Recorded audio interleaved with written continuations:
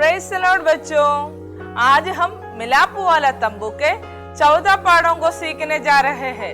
अभी तक हमने मिलाप वाला तंबू के 3 पाठों को सीख चुके हैं, तो हम पहली रिवीजन करते हैं। हमने पहला पाठ में देखा था मिलाप वाला तंबू का इतिहास और इसमें इस्तेमाल की गई सामग्री, और दूसरे पाठों में हमने देखा था उसके अंदर क्या क्या चीजों का इस्तेमाल किया गया है, और मिलाप वाला तंबू में चढ़ाने वाली और उसके उपकरणों के बारे में, और तीसरे पाठ में हमने पवित्र स्थान के कुछ उपकरणों के बारे में अभी तक हमने सीखे हैं। तो आज हम मिलाप वाला तंबू के बचे हुए बातों को सीखेंगे। बच्चों, आज हम 14 और अंतिम भाग को सीखेंगे। पहला, पवित्र स्थान और अति पवित्र स्थान के सामग्री। दूसरा, याजक गण की योग्यताएं। पहला, पवित्र स्थान और अति पवित्र स्थान की सामग्री।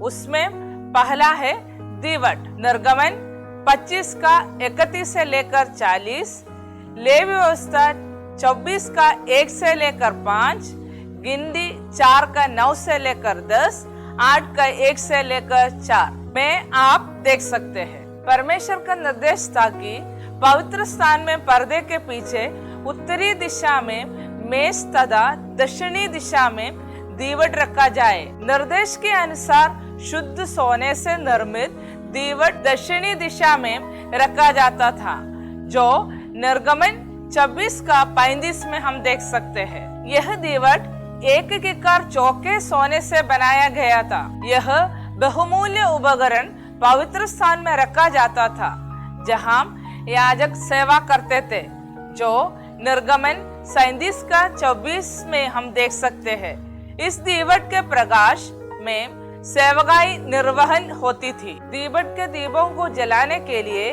गुलतराश और गुलदान इत्यादि सोने से ही निर्मित है। उन्हें उनके निर्धारित स्थानों पर रखा जाता था। परमेश्वर ने मूसा को जो नमूना दिखाया था, ठीक उसी निर्देश के अनुसार उसी रीति वे नमूने पर यह दीवट बनाया गया था।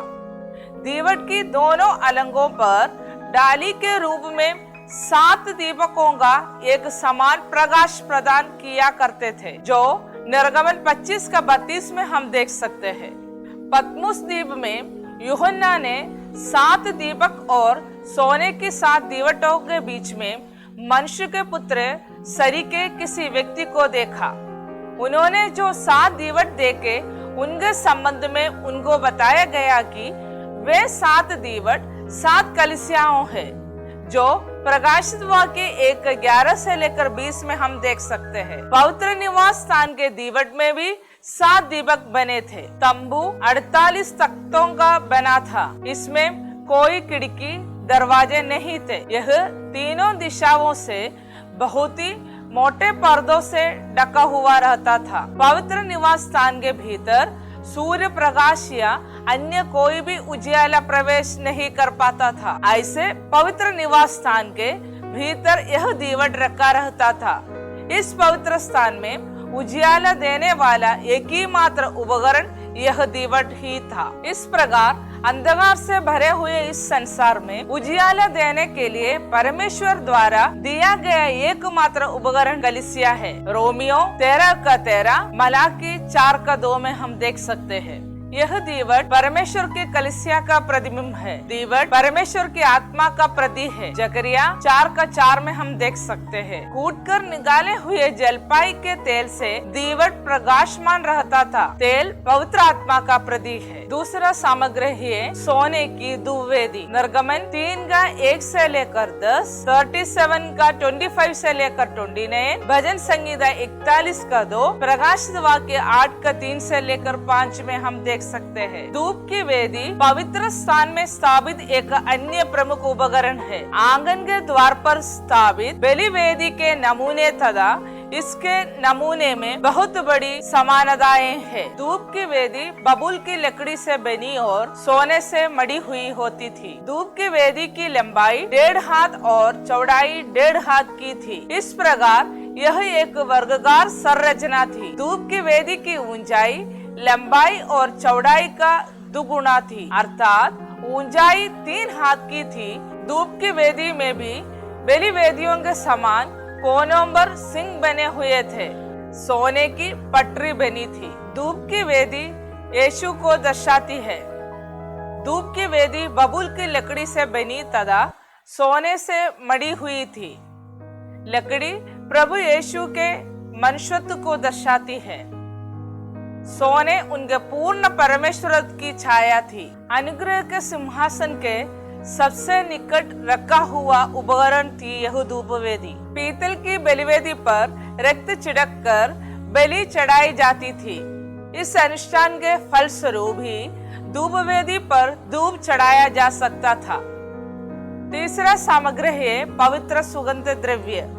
निर्गमन 30 का 34 से लेकर 38 और 37 का 29 में अपन ये देख सकते हैं। सर्वोपरि यह निर्मल और पवित्र सुगंध द्रव्य है। इसके निर्माण की विधि स्वयं परमेश्वर द्वारा निर्धारित की गई थी एवं उसी नमूने के अनुसार बनाने की दृढ़ आज्ञा दी गई थी। किसी भी अन्य उपयोग के लिए इसे बनाना निषिद्ध था। प्रजा में से कोई भी यदि यह सुगंध द्रव्य बनाता तो उसे मृत्यु दंड मिलना निश्चित था। बलि वेदी की अग्नि में सुगंधित धूप द्रव्य भस्म हो जाया करते थे। पांचवा सामग्री है पवित्र स्थान का पर्दा। यह पर्दा मंदिर का पर्दा कहलाता था। मत्ती 27 का 51 में लिखा है। पवित्र स्थान में प्रवेश से रोकने वाला पर्दा था। यह पर्दा यीशु मसीह के कालखंड में यरूशलेम आराधनालय में लटका हुआ पर्दों जो ऊपर से नीचे तक 2 भागों में फट गया था, वो यही पर्दा था। यह पर्दा 40 हाथ लंबा, 20 हाथ चौड़ा तथा लगभग 4 इंच मोटा था। सबसे मुलायम धागों से यह पर्दा बना था। इस पर कढ़ाई के काम किया हुआ था। यह इतना मोटा था कि मनुष्य के हाथों से यह कदाई फट नहीं सकता था। यीशु के प्राण निकलने समय यह पर्दा ऊपर से लेकर नीचे तक 2 भागों में फट गया। तीसरे पहर में बलि चढ़ाने का समय वह समय होते हैं जब बलि वेदी पर बलि पशु को रखा जाए। जब तक यह पर्दा ढांगा था तब तक पवित्र स्थान का मार्ग बंद था। छठवां सामग्री है द्वार के 4 खंभे। कुछ लोग मानते हैं कि यह 4 सुसमाचारों को दिखाते हैं क्योंकि यीशु को 4 सुसमाचार वहन किए हुए हैं। खंभे चांदी की कुर्सियों पर खड़े हैं। यह हमारे छुटकारे को दर्शाता है। 7वां सामग्री है सोने की अंगड़ियां। सोने परमेश्वरत्व को दर्शाता है। जैसे पर्दा सोने की अंगड़ियों से स्थिर टांगा रहता था, उसी प्रकार यीशु परमेश्वरीय महिमा के साथ एकीकृत हो गया है। 8वां उपकरण है संदूक। निर्गमन 25 का 10 से लेकर 16, 37 का 1 से लेकर 5, व्यवस्था विवरण 10 का 3 में हम देख सकते हैं। मिलाप वाला तंबू के महत्वपूर्ण उपकरणों में सर्वाधिक महत्वपूर्ण उपकरण था यह संदूक। इस संदूक के लिए ही अब तक बताए गए अन्य सभी उपकरण निर्मित किए गए थे। सबसे पहले आज्ञा इस संदूक के निर्माण के विषय में ही जारी की गई थी। चाहे कोई भी क्यों न हो, 2.5 हाथ लंबे, 1.5 हाथ चौड़े तथा 1.5 हाथ ऊंचे इस संदूक के समीप आने के लिए विभिन्न एवं विविध नियमों का पालन करना अत्यंत अनिवार्य था। फिर भी संदूक के समीप आना तथा उसमें झांकना बिल्कुल मना था। व्यवस्था हमें परमेश्वर के समीप नहीं ले जाती। संदूक बबूल की लकड़ी से बना हुआ था। वह भीतर बाहर चौके सोने से मड़ा हुआ था। परम पवित्र स्थान में रखा एकमात्र उपकरण था यह संदूक। बबूल की लकड़ी यीशु की पूर्ण मनुष्यत्व तथा सोने उनके परमेश्वरत्व को दर्शाता है। संदूक के अंदर की वस्तुएं उनके आत्मिक अर्थ तथा उनके आत्मिक प्रतिबिंब है। पहला, मन्ना से भरकर रखा हुआ सोने का पात्र, इब्रानियों 9:4, निर्गमन 14:32 से लेकर 36 में हम देख सकते हैं। मन्ना यह स्वर्ग से बरसाया गया खाद्य पदार्थ था जिसे इस्राएली खाया करते थे। निर्गमन 16:1 से लेकर 34 तक हम देख सकते हैं। स्वर्ग का अन्न, भजन संहिता 78:24 में हम देख सकते हैं।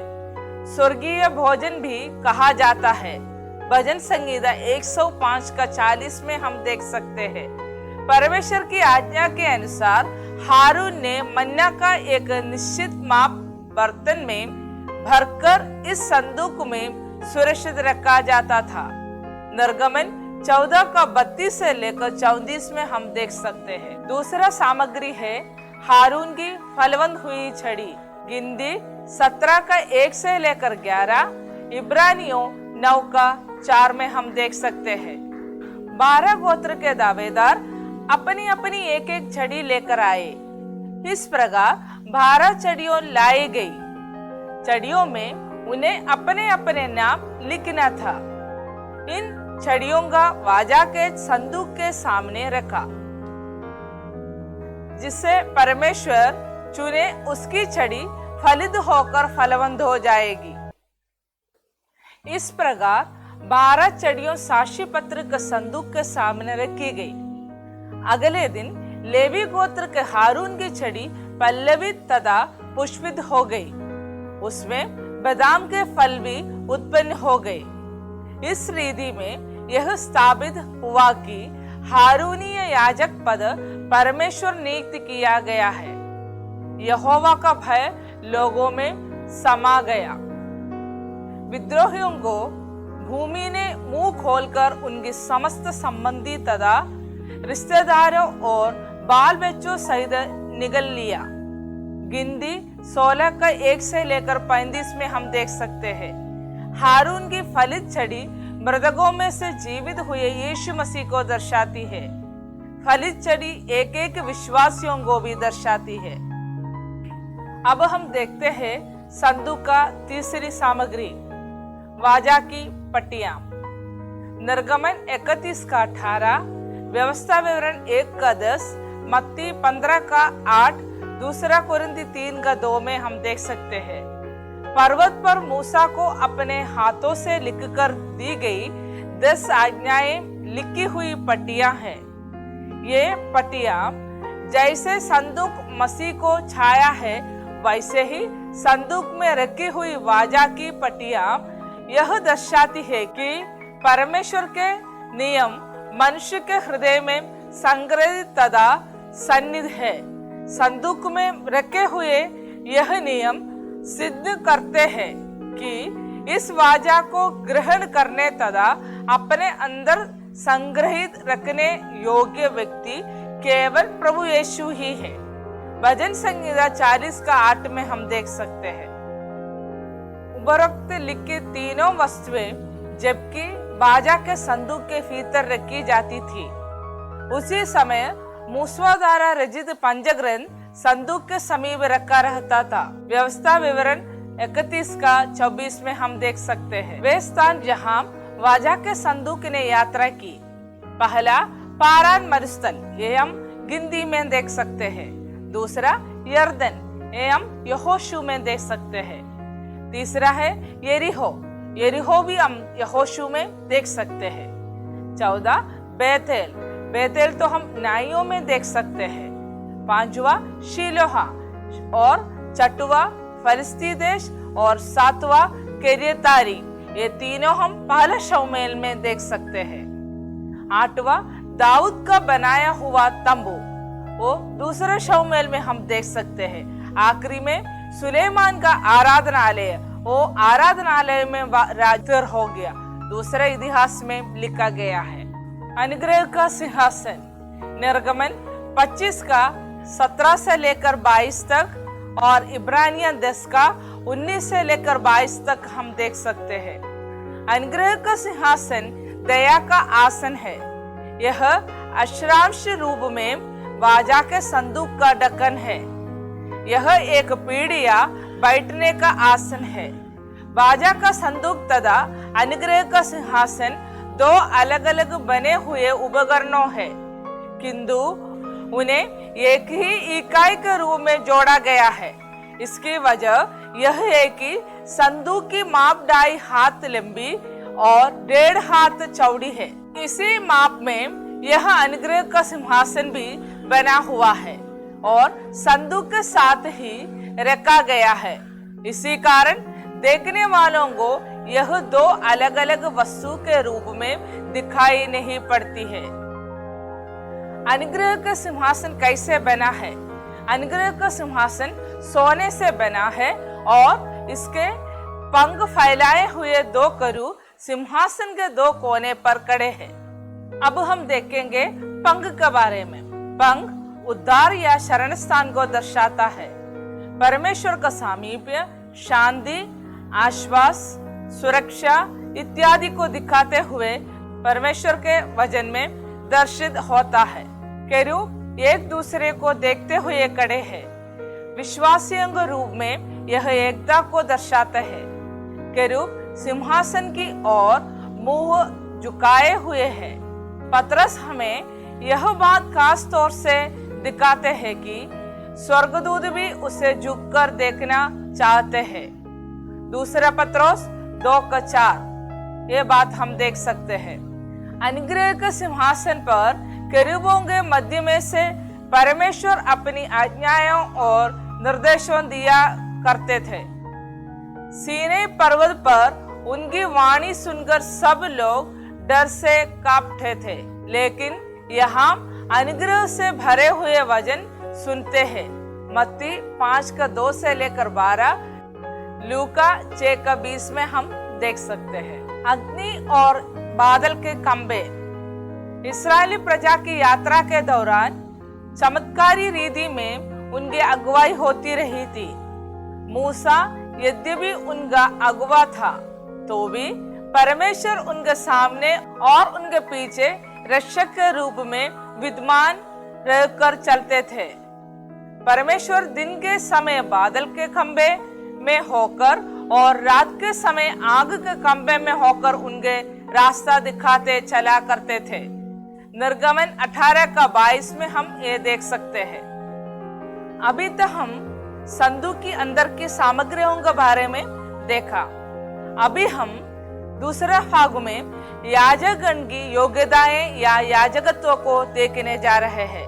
ले व्यवस्था 8:9, निर्गमन 28:1 से लेकर 43 तक देखते हैं। प्रत्येक इस्राएली परिवार का मुखिया परिवार के याजक पद का दायित्व निर्वाह किया करता था। सीनै पर्वत के पास परीक्षा के दिन यहोवा के पक्ष में साहस के साथ अपने आप को समर्पण करने के लिए स्वच्छ से केवल लेवी गोत्र के लोग सामने आए और इस प्रकार यहोवा का वचन पूरा हुआ था। व्यवस्था विवरण 33:8 से लेकर 9 तक हमें दे सकते हैं। याजक पद की स्थापना या प्रतिष्ठा। परमेश्वर के सामने और परमेश्वर की प्रजा के सामने सार्वजनिक रूप से जब तक अर्पण ना हो जाए तब तक उन्हें याजक पद की प्राप्ति नहीं हो सकती थी। मिलापु वाले तंबू का निर्माण पूरा होने से पहले याजकीय वस्त्रों का निर्माण पूरा हो चुका था। याजकों को महिमा युक्त एवं शोभायमान वस्त्र पहनकर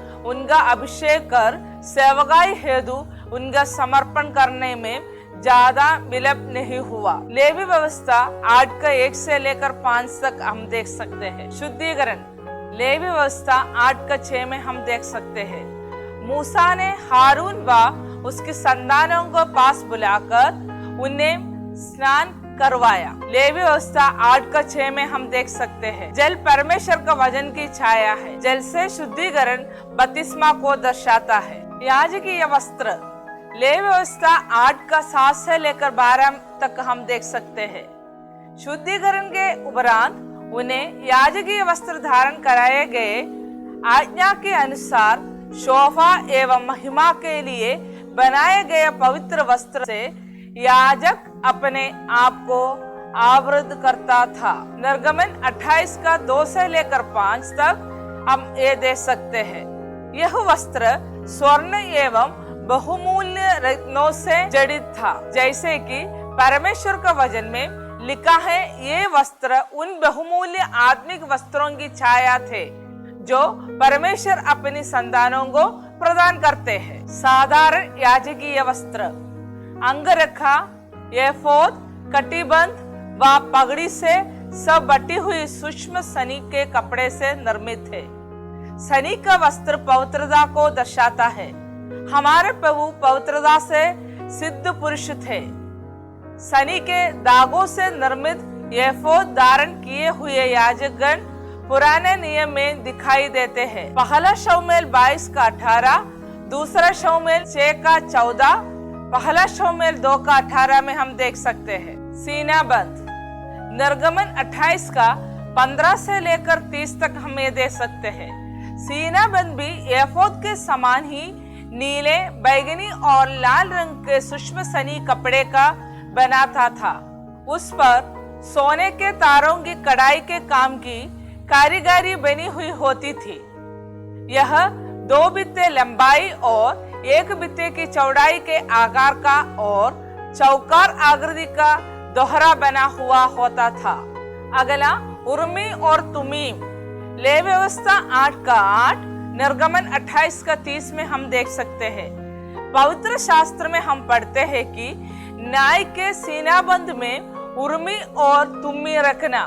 उर्मी और तुम्मी याजक पर परमेश्वर की इच्छा को प्रकट किया करते थे। साथ ही यह त्रुटिहीन न्याय भी किया करता था। उर्मी एवं तुम्मी इसमें लगे रहने के कारण ही इसे न्याय का सीनाबंद कहा जाता था। कटिबंध लूका 17 का 8, निर्गमन 12 का 1 में हम देख सकते हैं। यह सेवकाई के लिए तैयारी को दर्शाता है। कमर बंधकर सेवकाई के लिए शक्ति प्राप्त की जाती थी। अगला है बागा। यह नीले रंग के धागे से बना हुआ होता था। यह एफोद के नीचे व अंगरंग के ऊपर पहना जाता था। बागे के नीचे वाले घेरे में चारों ओर नीले, बैगनी और लाल रंग के कपड़ों के अनार और सोने की घंटियां बनी हुई लगी रहती थी। एक सोने की घंटी और एक अनार तथा फिर एक सोने की घंटी और एक अनार, इसकी बनावट इसकी क्रम में थी। अगला अनार, यह हमारे प्रभु के विशिष्ट फलों को दर्शाता है। परमेश्वर की कलीसिया को अनार की उपमा दी गई है। श्रेष्ठ गीत 4 का 13 में हम देख सकते हैं। सोने की घंटियां, जब हारून पर्दे के पीछे परम पवित्र स्थान में प्रवेश किया करता था तथा सेवकाई निर्वहन किया करता था, तब उसके वस्त्र की चोर पर लगे हुए अनार और घंटियां लगातार बजते रहते थे। पर्दे के बाहर उसकी प्रतीक्षा करते हुए लोगों को जब तक घंटी की आवाज उनके कानों में सुनाई देती रहती थी, वे विश्वास किया करते थे कि हारून परम पवित्र स्थान में उनके निमित्त धूप चढ़ा रहा है। यदि घंटी की आवाज आनी बंद हो जाए तो इसका निश्चित अर्थ यह होता है कि हारून की मृत्यु हो गई है। अगला है पगड़ी। यह राजत्व पद को दर्शाता है। हमारा प्रभु राजाओं का राजा और प्रभुओं का प्रभु है। वाक्य, यहोवा के लिए पवित्र। खुदी हुई सोने की एक पट्टी नीले रंग के फीते से पगड़ी के सामने के हिस्से पर बंधी हुई होती थी। अगला है पगड़ी। यह राजत्व पद को दर्शाता है। हमारा प्रभु राजाओं का राजा और प्रभुओं का प्रभु है। खुदी हुई सोने की एक पट्टी नीले रंग के फीते से पगड़ी के सामने के हिस्से पर बांधी हुई होती थी। यहोवा के लिए पवित्र व्यक्ति यह छाप प्राप्त करे कि वह हर समय जहाँ कहीं भी वह हो, वह यहोवा के लिए पवित्र है। अगला अभिषेक। शुद्धिकरण होने के बाद शोभायमान वस्त्र धारण करने के बाद भी अभिषेक यदि प्राप्त न किया गया हो तो सेवकाई करना निषिद्ध था। मूसा ने अभिषेक का तेल लेकर तंबू व उससे संबंधित समस्त वस्तुओं को अभिषेक कर उन्हें पवित्र किया। लेवी व्यवस्था 8:10 में हम देख सकते हैं, उसने हारून के सिर पर अभिषेक का तेल डालकर उससे अभिषेक कर पवित्र किया। लेवी व्यवस्था 8:12 में हम देख सकते हैं, परमेश्वर ने यीशु को पवित्र आत्मा और सामर्थ से अभिषेक किया। प्रेरितों का काम 10:33, लूक का 3:21 और 22 में हम ये देख सकते हैं। इस प्रकार बच्चों, हमने मिलाप वाला तंबू के सभी बातों को विस्तार से जाना और समझा कि मिलाप वाला तंबू में हमारा प्रभु यीशु मसीह की छाया के रूप में हम जान सकते हैं। यह तंबू मनुष्य के बीच में परमेश्वर की उपस्थिति, महारथा और परमेश्वरत्व को दर्शाता है।